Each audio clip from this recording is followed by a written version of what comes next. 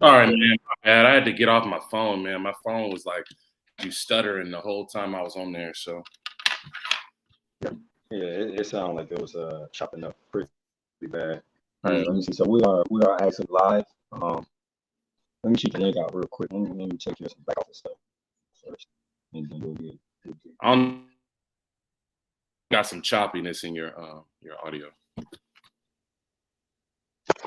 says choppy. Mm-hmm.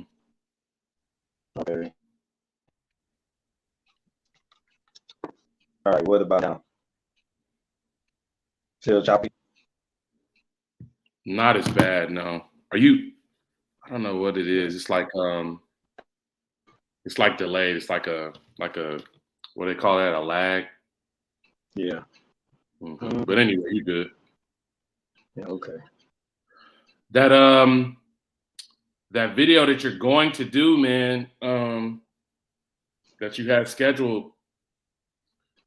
I told you, bro. I sent it to you. Remember when they did the press conference? I sent it to you on Instagram. I don't know if you saw it or not. Which one? About how they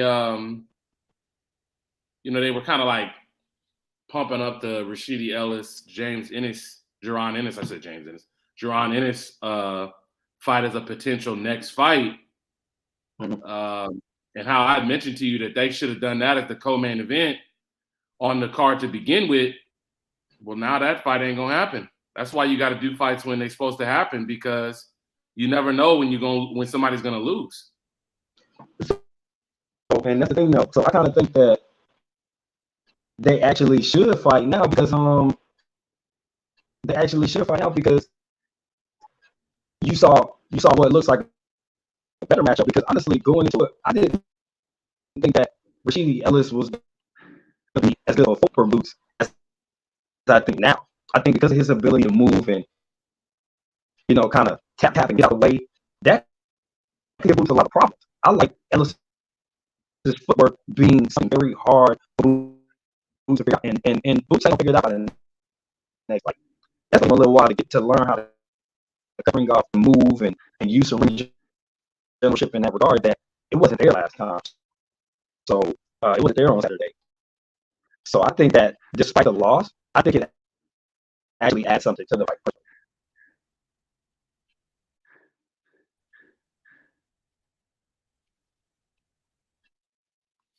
That's just my Yeah, thoughts on. I think it actually adds to the fight. you mute real quick and come back on because you still like chopping up, bro. I might have to switch devices real quick.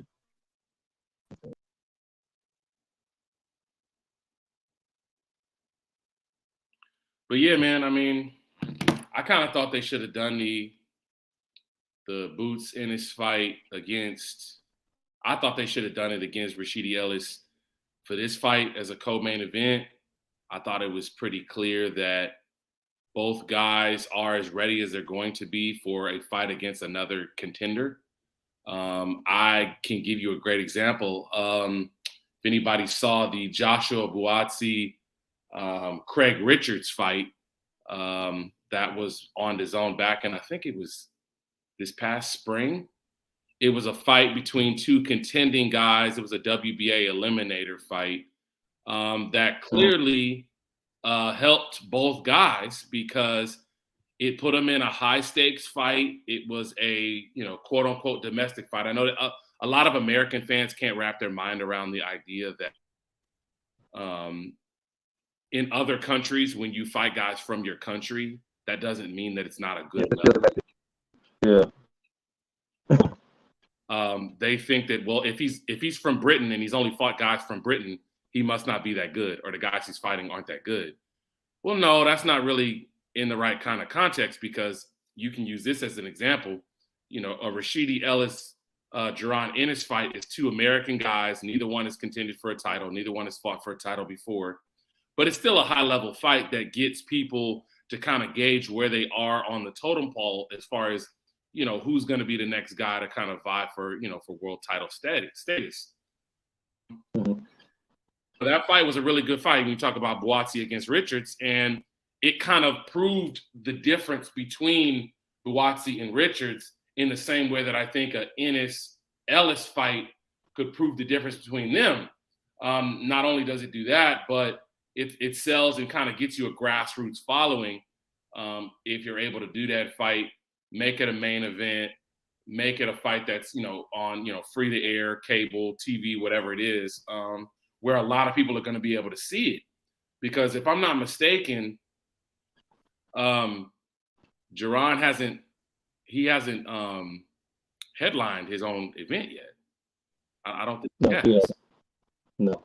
He's been a co-main event quite a few times now, but he's never headlined his own fight. And I think that would go a long way towards it. And if you wanted to spin this forward even, let's say that he can't get, in this position, let's say he can't get Ellis in the ring. Let's say he can't get Spence next.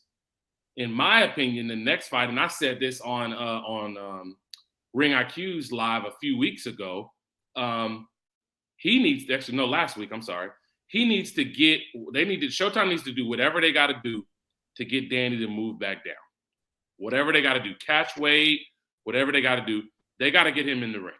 Because you do that fight in Philly, you do that fight as a way to build, Boots' name on a familiar guy. You do it in Philly. You do it at the arena. I forget what the name of it is now. I know it used to be called the it wasn't the Verizon Center. I can't remember what the arena that the Sixers play. But you do that as an arena fight. That sells a lot of tickets. That gets a lot of interest, and that leads Boots into, if he wins that fight, that leads him into a point where he's well prepared to fight for that title. Because I don't think he is at this point. Because I think if you're saying that a guy like Rashidi Ellis is going to give him a lot of problems, then I think he has a lot of problems with in my opinion, the only two elite welterweights out there to fight for a belt.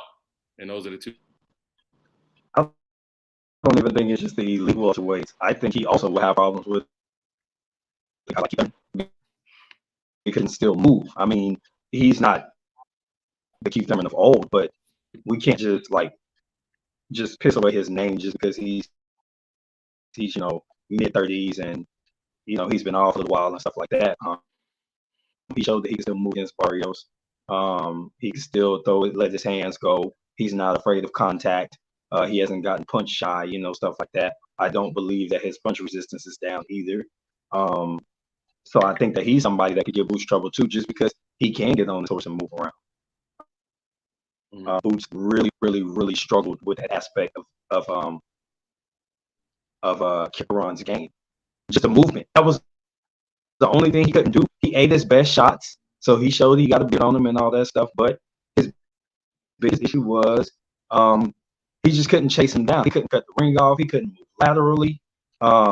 It's so much that he could have done better, and he didn't. And you could see they had no backup plan. He was coming in the pre-fight press conference, Mike Tyson, and he did the little bob and weave that Tyson used to do to get inside a couple of times just to show for the people. And I get it, he was fighting for the first time really close to home on a big level.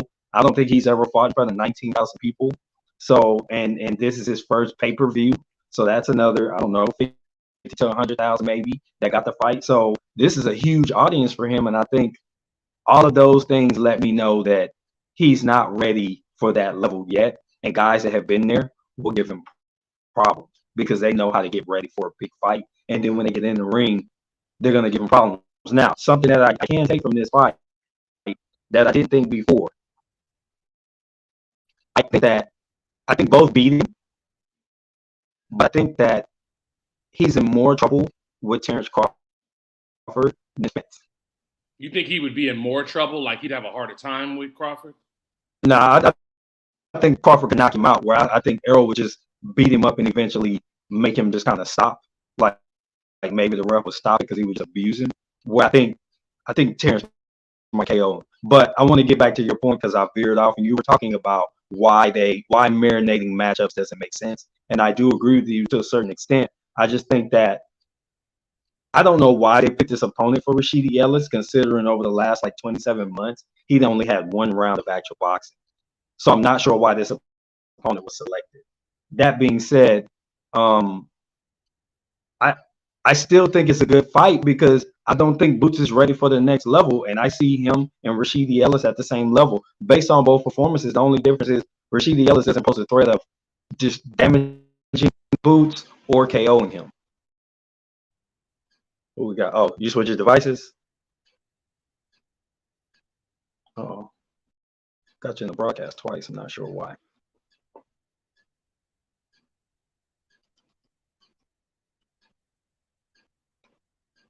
Let me see.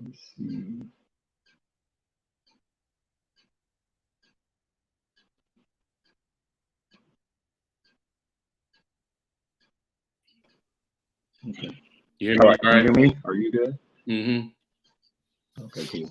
But yeah, I don't know, man. I don't think this was an issue with them over marinating the fight because apparently Boots and his team actually sent Rashidi Ellis an offer. And Here's what I want to know before we go any further than that, bro.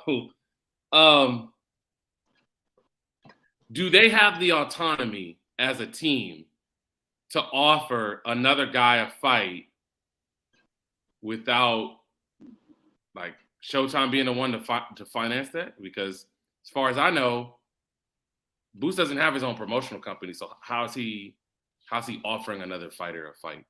That's what I want to know. So, and that's part of the conversation that was had. So Rashidi Ellis said, if the numbers ain't right, I ain't doing it. And he makes sense, right? That. It's the biggest fight for the both of them.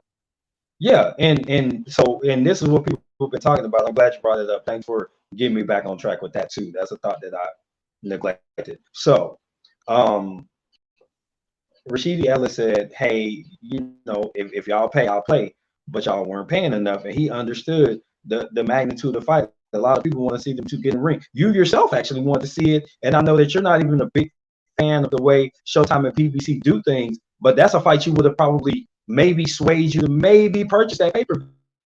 Yeah, it's on the card, right? If that was the co-main event, you can have my $80. Yeah, exactly. So obviously, it's a fight that had interest, but he said that the numbers weren't enough. It was. He said the numbers weren't good enough. People are saying, "Oh well, he took half the money to fight." Well, he thought it was a lesser opponent. That's why he took less money. Thank you. It's a lesser opponent. It's a guy he's supposed to beat.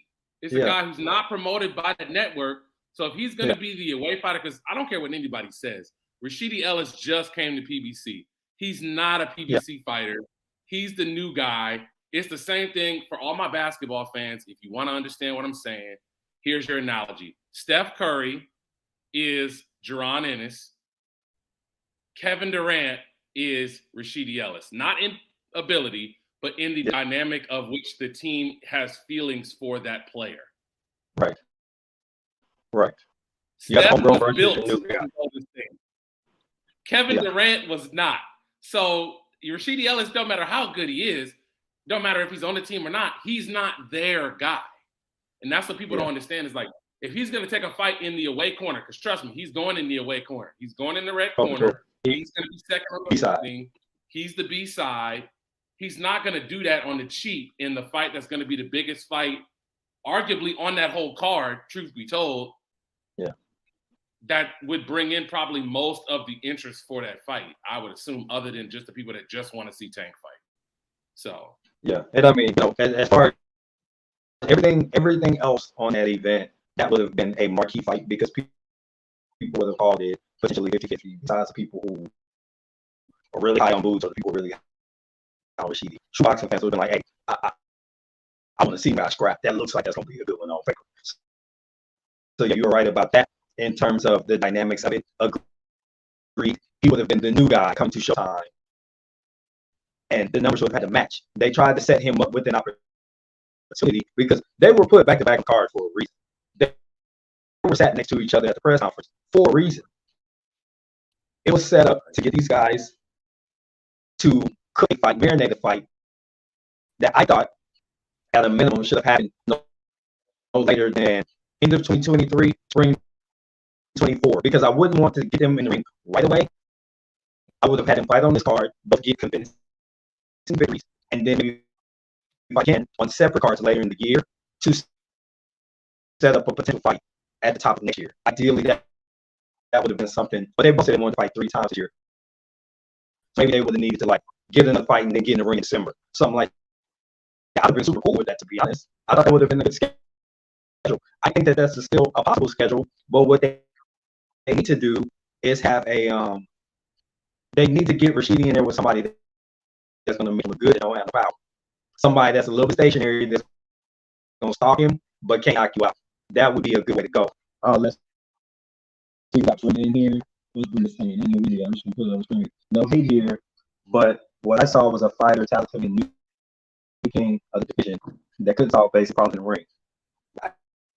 You're not wrong. I give you a perfect. Go ahead, you got it. I went Virgil Ortiz, Myson fight. I was there. I was there in person. I saw the fight at Dickies Arena. It was a good fight. It was a difficult style for Virgil, but yeah, I think T-Day saying your mic is breaking up. I don't know what's going on. We've been trying to work on it this whole time, Brenda. Let me switch. Yeah, but yeah, man, Virgil Ortiz fighting Michael McKinson is a great comparison to this fight because it's a mover, it's a away fighter, it's an unknown commodity, it's a guy who people didn't really know how good he really would be when you talk about Michael McKinson. But what Virgil did, which is probably what he's arguably one of the top 2 or 3 best at welterweight, is investing in the body. You saw, and from what I've seen in highlights, Boots was doing a lot of headhunting. He spent a lot of time trying to go for big shots, as T mentioned earlier, trying to plant his feet to, you know, get a knockout through. But it was unsuccessful because every time you plant your feet, there's a guy who's moving and you're not showing the ability to be able to punch on the move.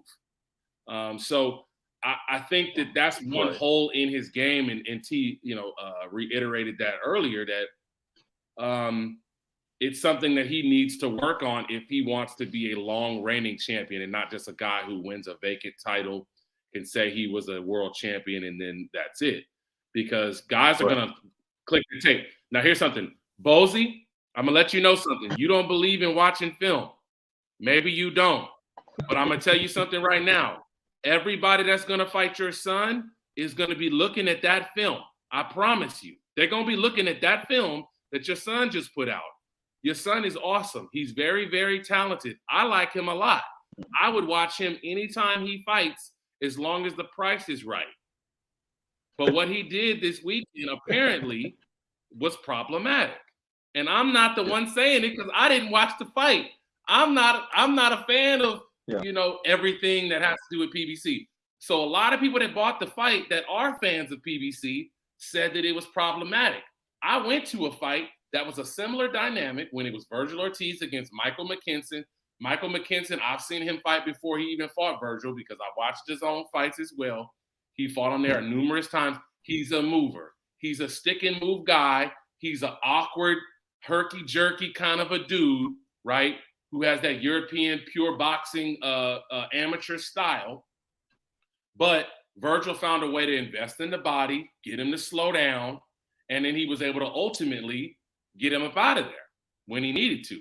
And that's probably something that he wasn't, willing to invest in early, talking about Boots, because he was so focused on getting a highlight reel knockout. Sometimes that's not going to happen with certain guys. So you got to watch some film sometimes. Yes, sometimes you got to watch film. I think you got to watch film all the time. So, and here's something else to throw in there. Derek was in the building. I think he was looking at 2 particular fighters. He said, I don't think he's ever seen in person. I don't think he's ever been to a Tank fight, and he's never been to a Boots fight. He's got a fighter that could potentially fight both those guys or each of those guys. So he was in there doing homework, because if Tank needs something to stay busy, Frank Martin is a WBA contender. Okay. Obviously, Errol Spence is the IBF title holder. So Derek James saying, I've never been to DC. This is my first time. You think EJ didn't fly him out there to go look at that fight and see what they doing in the corner, look for different things? So in my opinion, he's watching film in his own way. Now, one thing I don't like James says, we talk about trainers, we talk about our correctional trainers. Okay, so I'm breaking up again. All right, let me switch as a complete. But Q, do you think that James is doing this as do you think he's doing this service when he says he doesn't watch fights, or do you think he's just saying he don't watch the fight, but he'll go back and watch film in the context of his fighters? Say that one more time, bro. You kind of broke up at the end.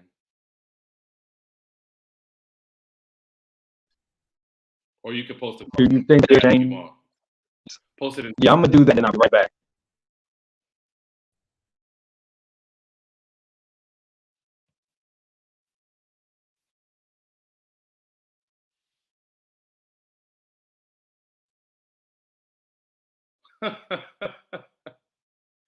He said he got the COVID mic. Does Derek James just watch film or fights too? I mean, you got to watch fights to be a good trainer. Like, I don't see how you can be a good trainer if you don't watch fights that you're, that you're gonna fight in next.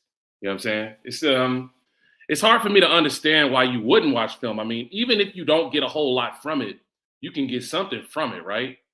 AM Sports Media Jay says, Q, good points on whatever opponent for Boots will do.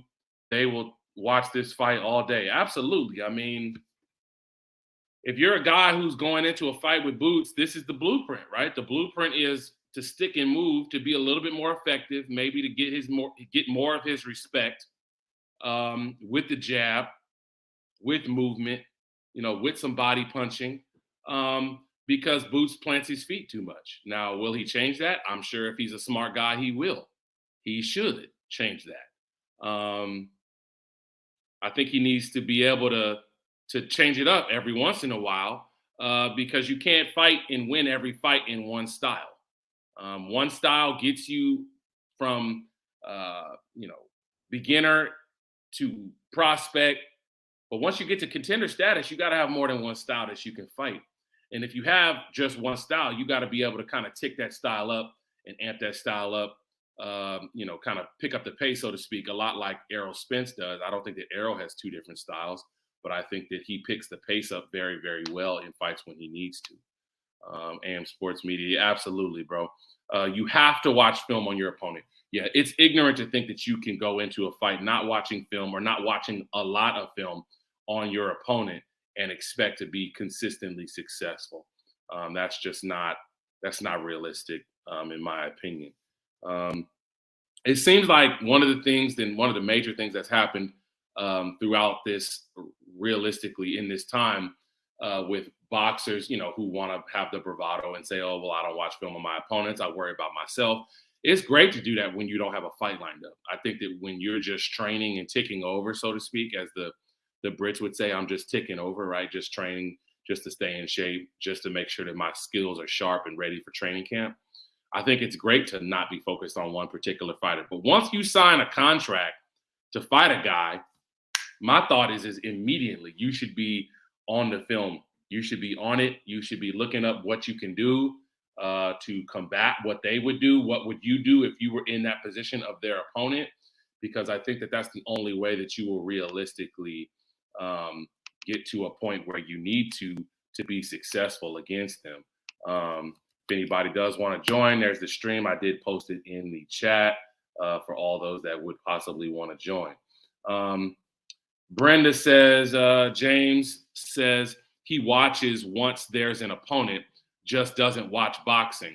Now, that's a different story. If that's what happened, I can understand that.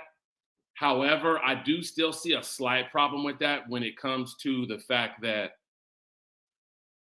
how can you watch a fight for just, a specific fight you got lined up, but not necessarily watch boxing as a whole? Because I said it earlier, imitation is the highest form of flattery. If there's somebody that has a great jab, but it's not your opponent, why wouldn't you want to watch them to see how they employ the jab? Why wouldn't you want to watch them to see how they might set the jab up to set up other shots, right? So you have to be willing to watch other fights outside of your own fights or your opponent's fights that you have signed. And even if that means you don't necessarily watch current today fighters, maybe you watch, Sugar Ray Leonard, maybe you watch Marvin, maybe you watch, Tito Trinidad, maybe you watch Oscar's old fights. I think that that's viable because there's something that everybody can take from someone else, right? I played college basketball. I always watched games and was interested in finding out what other guys did well so that I could try to employ that in my own game. It's the same thing in boxing. You have to be willing to be open to new things, new trials, new experiences, and also adding skill set that you might not already have. You have to be willing to do that. And if you're not willing to do that, it's like the old saying says, if you're not moving forward, you're moving backwards. So I think that this will be a wake-up call. I think everybody needs one of these when you're a prospect, a high-level prospect that's had a lot of things go well for you. When you talk about Bruce Ennis, I think that, realistically, you have to be willing to accept the things that went wrong, address them, be honest with yourself, and try to do better. And maybe the better part is you watch more film, you do more game prep. Maybe you have more than one game plan. Maybe you need to add somebody to your corner. Maybe you need to change some things up in your corner. We went back to what we were talking about earlier briefly, just for a minute, mentioning about snack athletes having a little bit of a lack of stamina late in fights. Maybe those guys aren't doing as much road work as they're supposed to do. I know that snacks a lot of times have used alternative methods for conditioning. You know what I mean? They do a lot of swimming. They do a lot of gravity, training. So maybe it's something where sometimes you got to go back to some old school methods to try to help fix some of the problems that you're having. AM Sports Media did comment and say failure to prepare means you're preparing to fail. I agree with that point.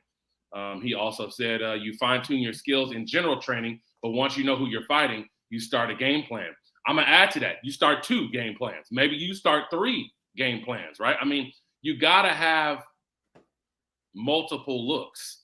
And if one thing isn't working, you got to be able to switch it up, but you're not going to be able to do that if you haven't prepared for it. So, yeah, man, I definitely think he needs to do some things differently next time out. And I mean, I wouldn't mind seeing, him in there with Ellis, even though he's lost. But I think it's going to be difficult to get him in the ring now because I think that, Ellis is going to want to get back on the winning trail. And I don't think he's going to get the money he should get if he takes the fight off a loss. If he didn't take it while he was undefeated, the offer that they offered him, the offer is going to be lower now. It's not going to be more.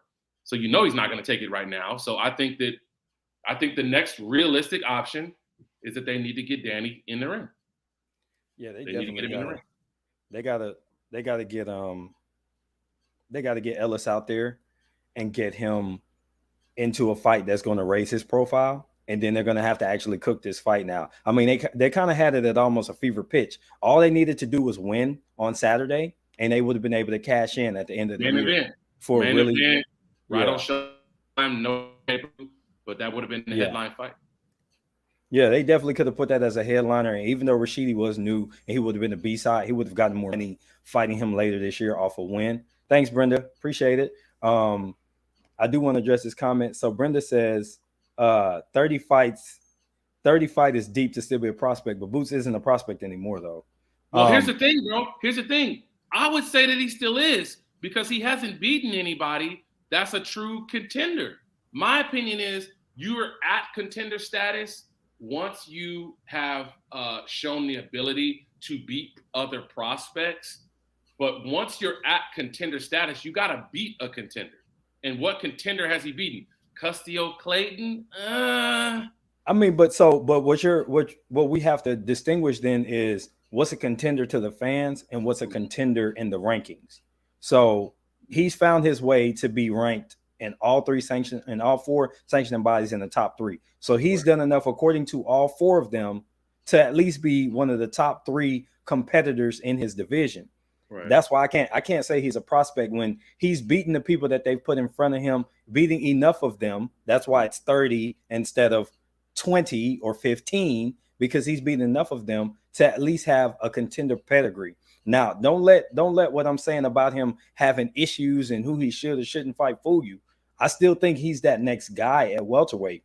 The issue is calling him a prospect versus a contender. He's definitely a contender. I just think that he still needs some work. And I mean, even when Errol Spence won his first title, he still needs a lot of work. When he beat Kell Brook, he was losing going into like round 9. Yeah, he was losing until I think Brook caught him with a good stiff jab, and Spence kind of had to take a step back, and then he turned it on. It's like he needed to taste blood to get going, and maybe somebody told him, "Hey, bro, you about to lose this fight." That being said, he still had work. Terrence Crawford still had work when he came up to welterweight. He still had to learn how to sit down on his punches and really start to take guys out. He was a good finisher, but not a great finisher. Now he's one of the best finishers in boxing. It's for a reason. He had to build into that. So I think you can actually win a title without being polished, and you don't get that polish until you get to that certain point. You dig? Yeah. Hey, man, here's what I'll say. And this is the last point we can make on the film watching part, bro. Yeah. If Jaron Ennis wants to know whether watching film is valuable or not, and I mean watching film of just fights, right?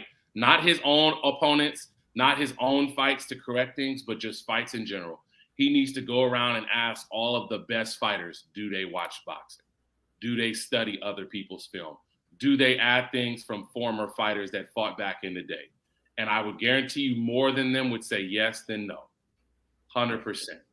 I think that a lot of great fighters, I think that you talk about, whether you're talking about Canelo or if you're talking about Tyson Fury or Alexander Usyk, or you talking about Spence, or you talking about Crawford, or you talking about Bivol, all of those guys watch other fighters, whether former fighters or current fighters, to see what things they can add, to see what things might not work, to see what things that they can correct that they're doing wrong as well.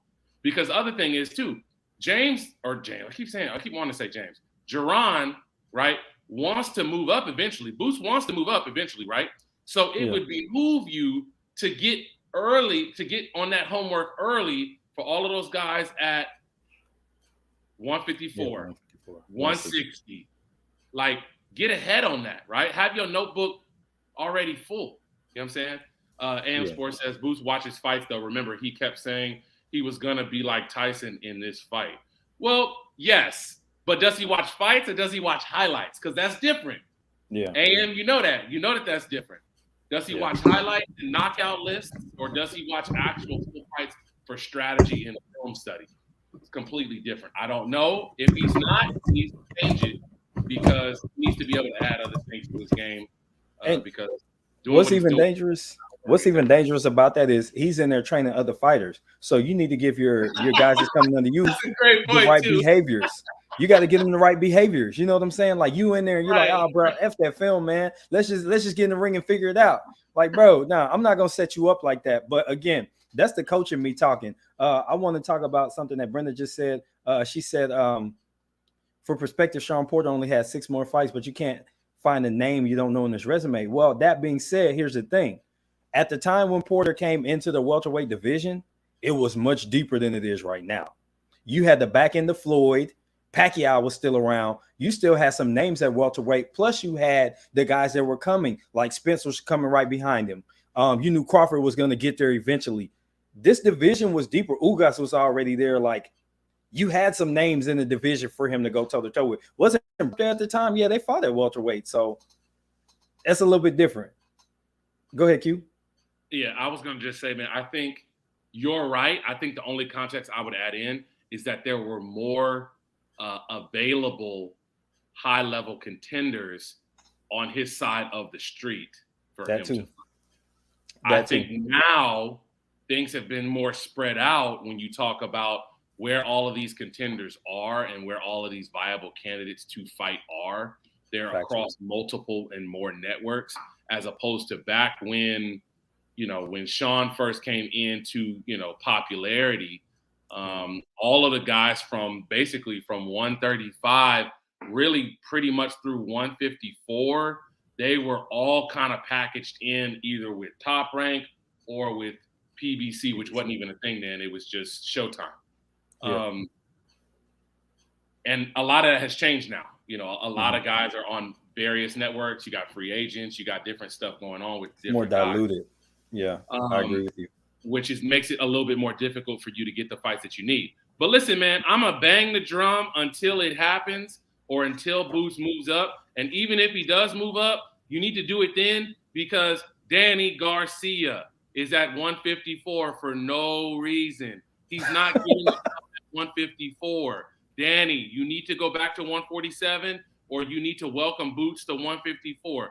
That's the only value I see in Danny Garcia being at 154. The dude is 5'7.5". You're not a 154 pounder. You move from 140. You can't do that. That's not going to Danny don't work. want to lose the weight. Danny just don't want to lose the weight. That's fine. Do a 150 That's all it is. catch weight. Do a 152 catch weight. I don't care what you got to do. But if Danny's going to sit there on his perch and say, well, I've done this and I'm a multi-weight champion and yada, yada, yada. Bro, I understand all of that. But Danny hasn't had a significant win since he was at 140. He didn't beat any of the guys that he was supposed to fight on high-level elite terms. He won his belt from Robert Guerrero in a vacant title fight, and then he lost it after that. He didn't fight Adrian Broner when they was there. He didn't beat Porter. He didn't beat Spence. He didn't fight Ugas. So it's like, yeah, bro, like you're at your third weight class now looking for a third title. I think that's awesome. But unless you're telling me that Danny's going to fight Jaron Ennis when he moves up, he's going to fight Harrison, he's going to fight Fundora, he's going to fight Tim Tszyu. He ain't fighting none of them dudes. He going to fight all the small 154s, and Harrison ain't small, but he's not one of the bigger 154s. You know what I'm saying? He's like Tony's tall, he's rangy. He's rangy, yeah, but he's not a big dude, and he don't crack like that. Benavidez was a safe fight simply because Benavidez ain't gonna throw no hot shit at you, but he's just gonna stand there and just pot shot, and he's just gonna stalk you. That being said, I think a better fight at 154 for Boots is Jose Benavidez, because he is gonna walk. This is what I said on Saturday night. Listen, he's just gonna stand there and get hit. Bro, I don't want to see that. I just saw that. I didn't say you wanted to see it. I didn't say you wanted to see it. I'm just saying that's a good introduction to 154 for Boots. That's just like, or if you put Boots and Villa in the ring, that will be a preview of what Boots versus Benavidez looks like. But it's the same dude. No, it's not the same dude, though, because here's the thing. Villa hadn't been knocked out. Villa ain't been shot in the leg. And Villa didn't have 2 years off because of a serious life-threatening injury. That's not the same dude. Like, then I don't understand why Villa is boxing then, because if you don't have any of that and that's your style, you going for the KO all night, man. I just have problems with it. But no, I'm just messing with you anyway. I agree with you at 154. Danny and Benavidez would probably be the guys that Boots goes up to first. That said, he needs to get a belt at 47 at least before he goes up and figure out what that champion life is like and how much hard work he's going to do. Now, we've been on for a minute, and I want to get to Tank because we've done like an hour and change, and we hadn't even talked about the Tank fight. So I want to talk about it because I thought it was a good fight. It wasn't a great fight, but Danny is Spence's best name on record other than Porter. No, he's not. Kell Brook is his best name on this record, to be honest. Say that one more time. Read it one more time. It's Danny is Spence's best name on record other than Porter. It's Kell Brook. No. Spence's best fight, the best guy he beat was when he beat Kell Brook on the road. It's harder to win that fight. He was losing that fight. Everybody that wants to debate me, you can go back and watch it. He definitely was losing. Watch it with the mute button on. If you don't want to hear the Sky Sports commentary, that's fine. He was losing that fight going into round 9.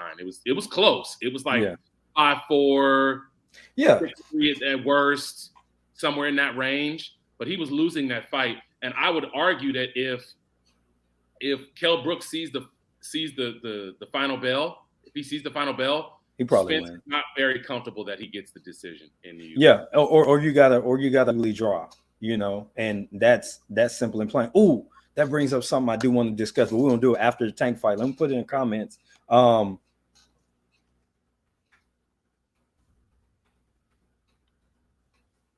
I want y'all to think about this while we talk about the Tank fight.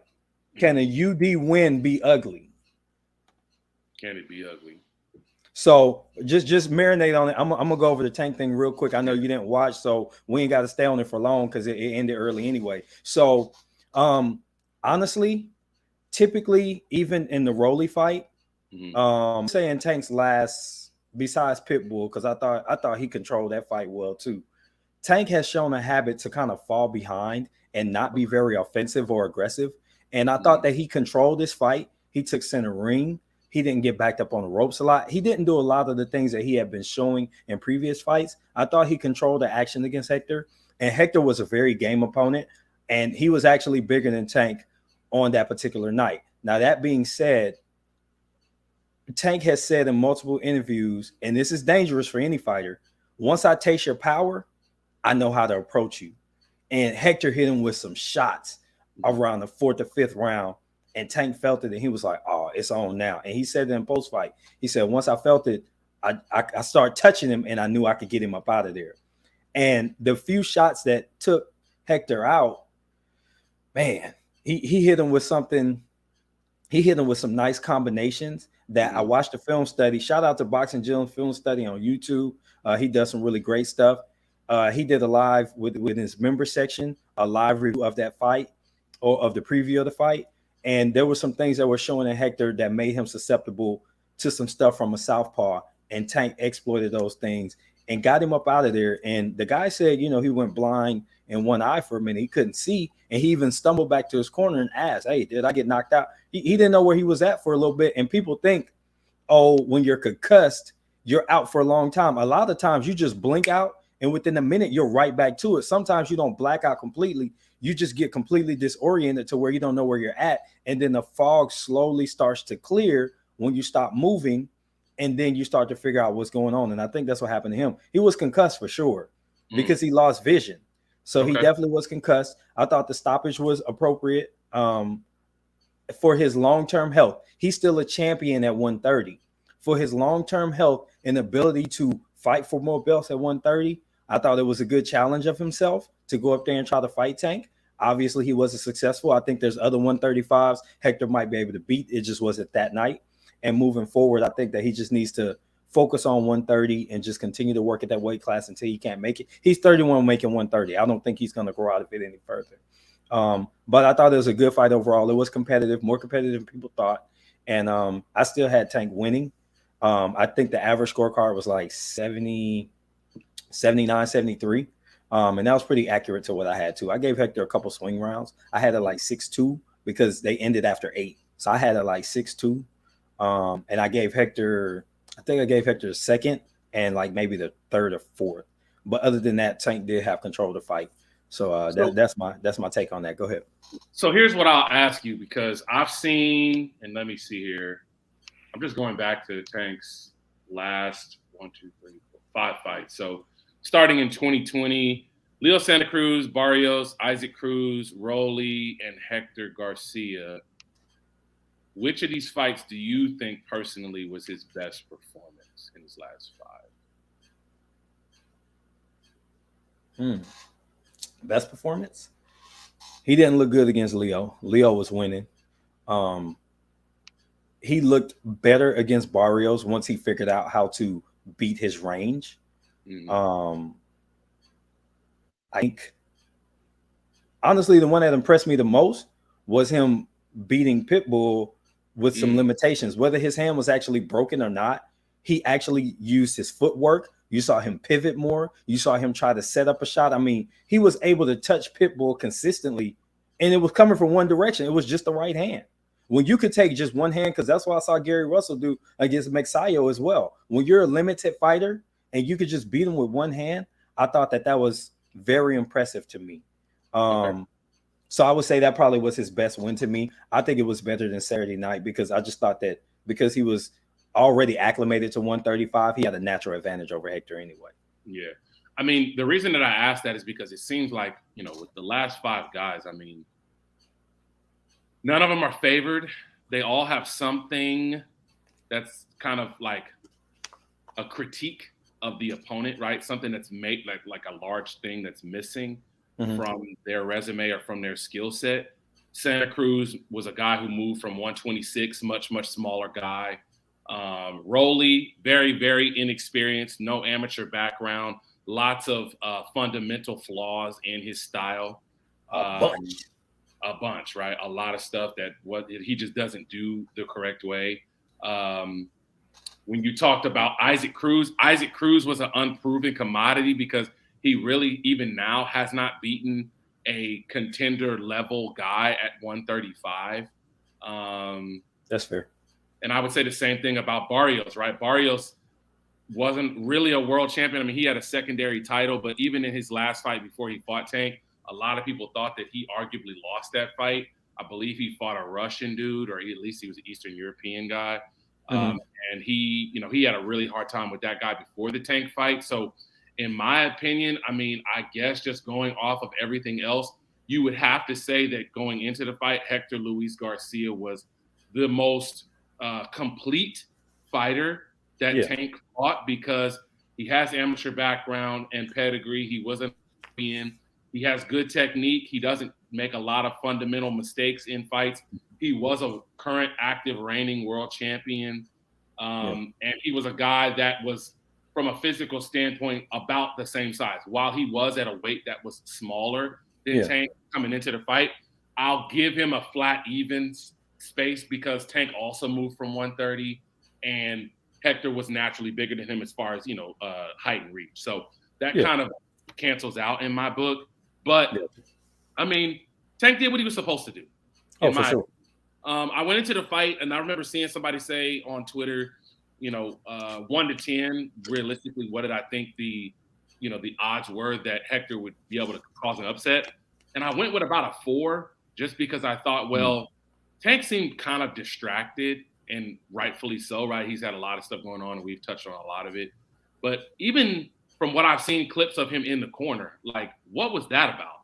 Because that was really, really strange.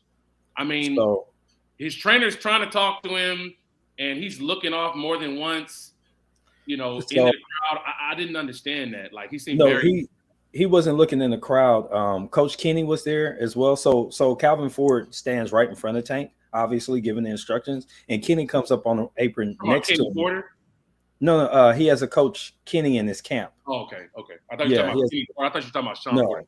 No, not Kenny Porter. He was in the arena, but he wasn't over there. But Coach Kenny came up on the apron, and he was bringing the water. And Tank has already said on tape that that's not really a distraction for him. That helps him relax. He can't get too locked in because it gives him nerves when he's too into the fight. He needs something to kind of, I think, just keep him human is the best way I can explain that. And Kenny, they talked about after the fight. He said that Coach Kenny was messing with him about being down in the fight. It was like, hey, you having trouble? Like, it's close. And Tank was like, ain't no way it's close. Like, what do you mean it's close? Like, I'm whooping this dude. And he's like, no, it's close, man. So they were just kind of having some just relaxation banter. It's kind of like the story they talk about Joe Montana in the huddle in the Super Bowl when they beat the Bengals back in like 86 or something like that. He gets in the huddle and he tells the guys, hey, is that John Candy sitting in the back of the end zone? Just to relax the huddle. Right, so right. I know that a lot of athletes do weird stuff. They'll talk about tying somebody's shoes or on the basketball court, things like that, just to keep it level, just to stay calm. They just take themselves out of the excitement of the moment. So I don't really have a problem with it because it hasn't shown to cost him any fights. Now, if it gets to a point where it's costing you fights, like he get distracted, he go out there and get knocked out because he made a mistake, then that's different. But I think that every time he's done that, he's actually locked in. Plus, you have to think, he's been having these type of things going on in his corner for a long time because Floyd would always walk over and say, hey, Tank, do such and such. Hey, Tank, do this. So he's kind of been coming up through the higher ranks of boxing with that type of distraction anyway. He's probably just used to it. So that would be my response to that. Yeah, I mean, that's a viable a viable point. I think the one thing that needs to be said, I guess, with his focus is that I think he's getting away with it in the same way that Boots was getting away with not having to work on multiple styles or multiple game plans going into a fight because of the level of opposition.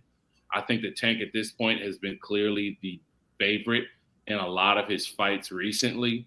And I think that once he goes in there into a closer to 50-50 fight, I don't know that he's going to be able to afford to do that. I think he's going to have to do a little bit more focusing in. And I mean, maybe that's just him.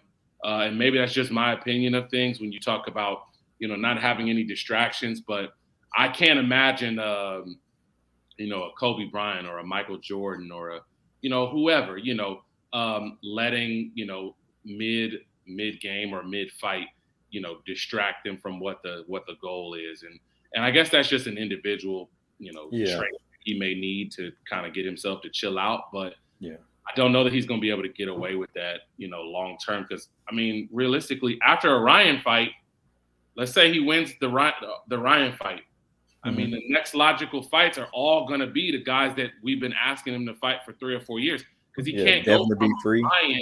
He can't go from a Ryan Garcia fight where he's going to make umpteen $1 million, $20, $25 million possibly, to making 4 or 5 against, Isaac Cruz in a rematch. Like, I just don't see him doing that.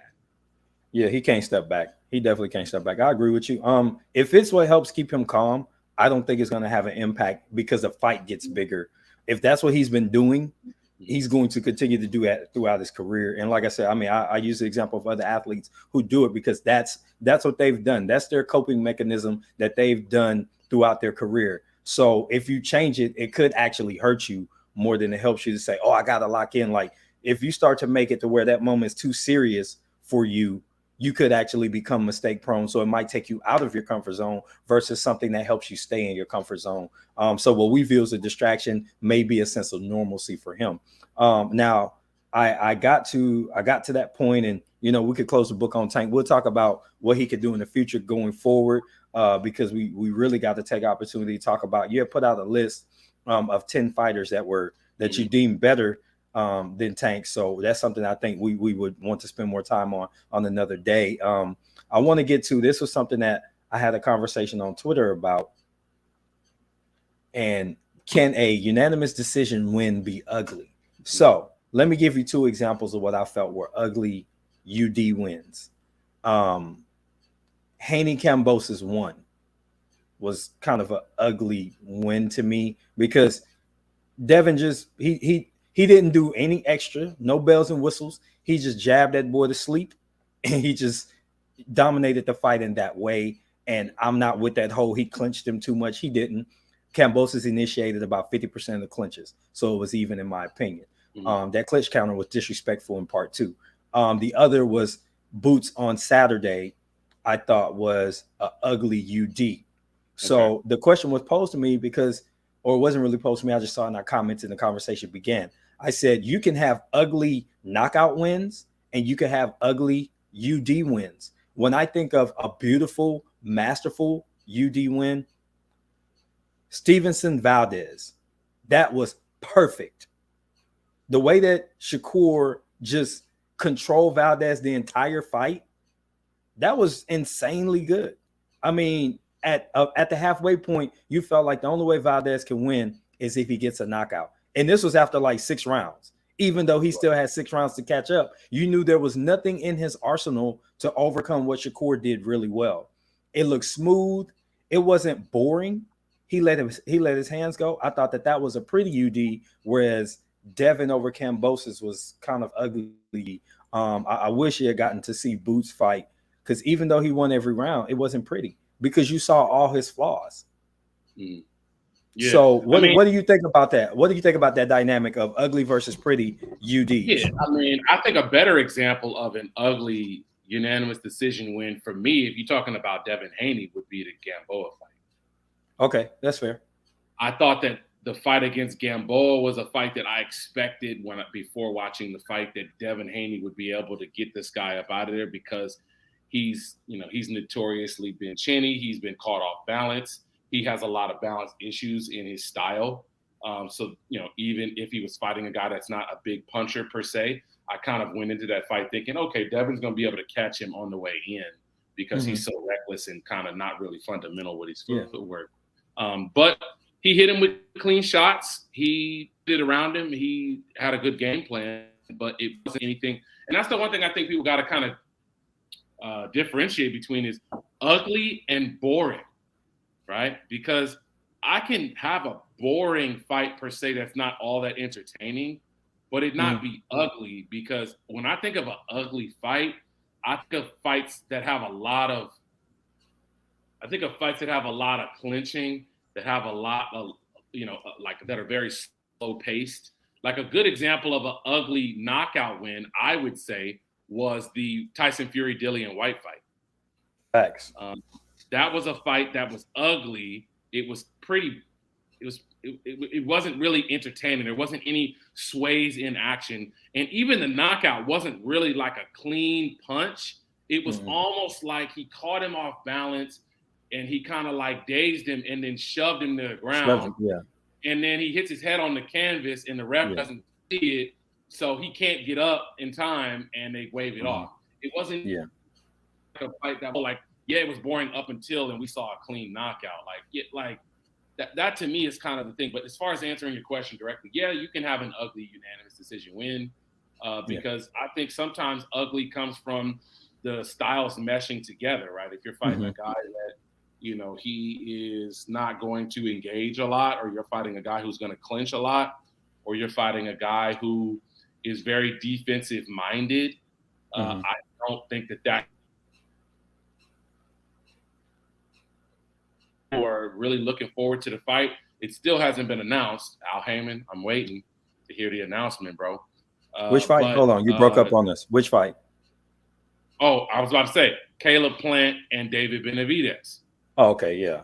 That's a fight that a lot of people are really, really looking forward to. They're very, very high on it. Al, Stephen Espinosa, we waiting, man. We still haven't heard anything about a date yet. That's not a fight that I would be surprised if it turns out to not look as good as you think. Because I think that Caleb's going to do a lot of movement. They've already had to make concessions to make a bigger ring. And I think that that's going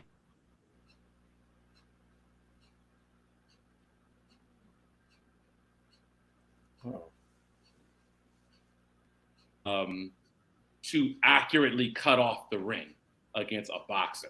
So we might get a lot of moving and chasing around the ring, because I have not been overly impressed with David's feet work. I think David's very flat-footed. I think he's very much reliant on hitting a guy one time, getting him to stand still, and then going in for a kill from there. I don't really think that he's shown any ability to cut angles, cut the ring off, get a guy cornered, and then attack from there. I think he relies on clipping a guy with one good shot, getting him to slow down, and then going in for an attack from there. Absolutely. So I think it's going to be boring too. I think clearly their gym, flat-footed plotting is their thing. Because that's now two fighters. I'm going to let you know something, though. And people haven't noticed this because the dude is still a prospect. But Diego Pacheco from South Central LA, he fights on Matchroom cards. He's being trained by David Benavidez's father. Jose Sr. Yeah. And they train together. And he is very, very, very much the opposite of David. Athletic, well, that's good. Tall, 6'4.5", 168. He's like 20. And he has a lot of footwork, and he moves around the ring a lot. And he's actually more of a boxer puncher than just a pressure guy like David is. So that's one guy I think from that gym that might. And that's a grant to talent. That's a grant to natural ability, more than anything. So for sure. Amateur champion too. So that makes a big difference too. What you bring to the table is what you bring. As a good coach, you're not going to change that. Yeah, I definitely agree with you as far as that being a good fight. Waiting for the announcement. There's some others. I think my schedule is clear. I'll probably schedule another live for tomorrow. I know your schedule is different, whether you can pop in for 10 minutes or 15 or whatever time you have to spare. I think I want to put something on for 9:30 Benavidez carries his hands low, which is dangerous. That's what Brenda says.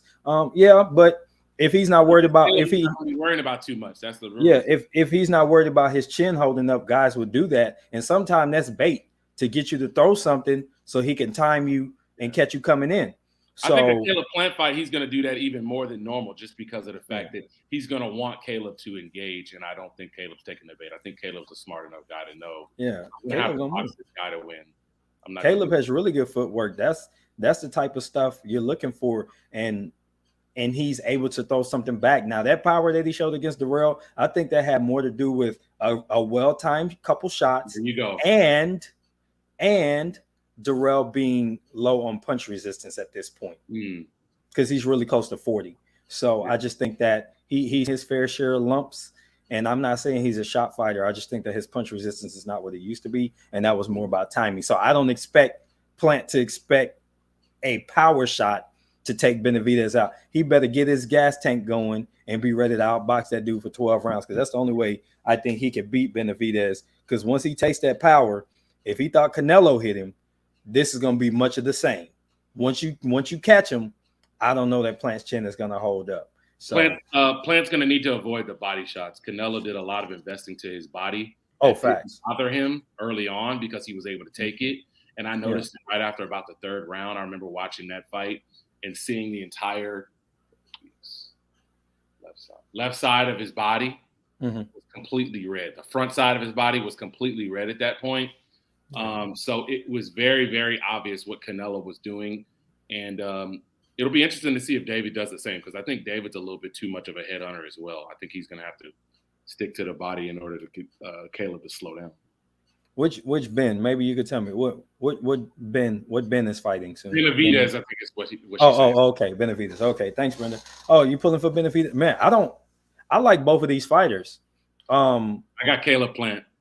You got Plant? I got Plant. Oh man, I got Plant. UD. Split? No, split.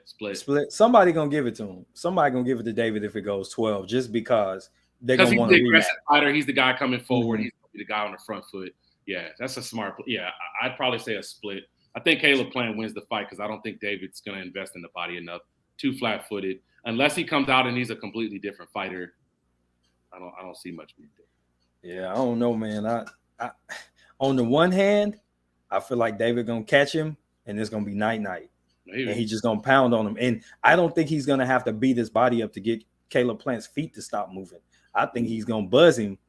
And once you stand in there buzzed, I don't know that Caleb Plant has shown that grit to bite down when a guy is hitting him like that.